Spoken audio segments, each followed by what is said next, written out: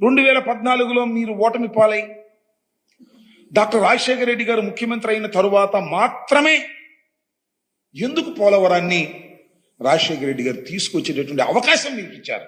రాజశేఖర రెడ్డి గారి కన్నా ముందే మీరు ముఖ్యమంత్రి అయ్యారు కదా, మరి ఎందుకు మీరు ఆలోచన చేయలేదంటే దీన్ని బట్టి అర్థమవుతుంది ఏంటి, ప్రజలు కూడా అర్థమయ్యేదేంటి, మీకు అసలు పోలవరం మీద కానీ గోదావరి నది మీద కానీ అవగాహన లేదని నేను అనను. ఎందుకంటే మీరు వయసులో పెద్దవారు, 4వ ముఖ్యమంత్రిగా చేస్తున్నారు. శ్రద్ధ లేదు, ఆ ఆలోచన లేదు. ఇవాళ 7 గ్రామాలు తీసుకొచ్చి నేను కలిపేంత వరకు నేను విశ్రమించనని చెప్పేసి నేను మోడీ గారితో పంతం పట్టు కూర్చున్నాను, అందువల్ల 7 గ్రామాలు కలిశాయి అనేటువంటి మాట మాట్లాడుతున్నారు. రాజశేఖర రెడ్డి గారు లేరు, ఆయన ఎంత శ్రమ చేశాడో ఆయన చెప్పుకోవడానికి ఆయన లేడు. నువ్వు 7 గ్రామాలు కలిపినందుకే చాలా గొప్పగా చెప్తున్నావు.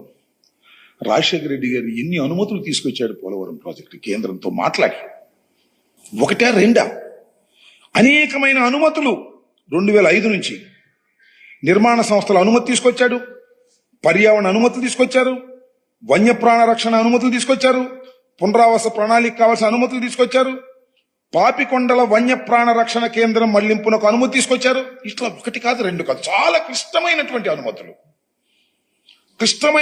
అనుమతులన్నీ కూడా ముఖ్యమంత్రిగా ఉండి కేంద్రంతో మాట్లాడి అనేక సార్లు ఢిల్లీ వెళ్లి విజిట్ చేసి ఎంపీలతో కూడా కలిసి లైజాన్ చేసి అన్ని అనుమతులు తీసుకొచ్చినటువంటి మహానుభావుడు డాక్టర్ వైఎస్ రాజశేఖర రెడ్డి గారు. నేను ఎందుకు చెప్తున్నానంటే, డాక్టర్ వైఎస్ రాజశేఖర రెడ్డి గారు కలలు గన్నటువంటి ప్రాజెక్ట్ ఇది. ఆయన టైంలోనే నిర్మాణం ప్రారంభమైంది, కాలువలు తవ్వారు, లెఫ్ట్ అండ్ రైట్ కెనాల్స్. సరే, నీకు అవకాశం వచ్చింది, నువ్వు చేసేటువంటి అవకాశం వచ్చింది, నువ్వు అధికారంలోకి వచ్చావు. నేను ఇక్కడ అడుగుతా ఉన్నా, ఇంకా చాలా వివరంగా కూడా నేను చెప్పాల్సినటువంటి బాధ్యత నాకుంది. ఆయన అంటున్నాడు, నా కడుపు మండిపోయింది, నా కోపం వచ్చింది.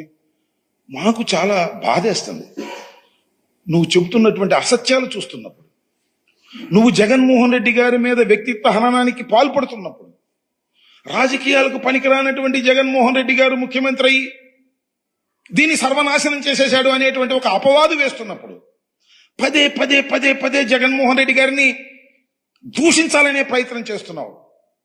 నాకు అర్థమవుతుంది ఎందుకు దూషించాలని ప్రయత్నం చేస్తున్నావు, నాకు అర్థమవుతుంది. ఎందుకు దూషించాలని ప్రయత్నం చేస్తున్నావు అంటే, జగన్మోహన్ రెడ్డి గారు అంటే భయం. మళ్ళా జగన్మోహన్ రెడ్డి గారు ఈ రాష్ట్రంలో ఒక బలమైన శక్తిగా తయారవుతాడనేటువంటి ఒక భయం, ఆయనకి 40% ఓట్ల శాతం ఉందనేటువంటి భయం.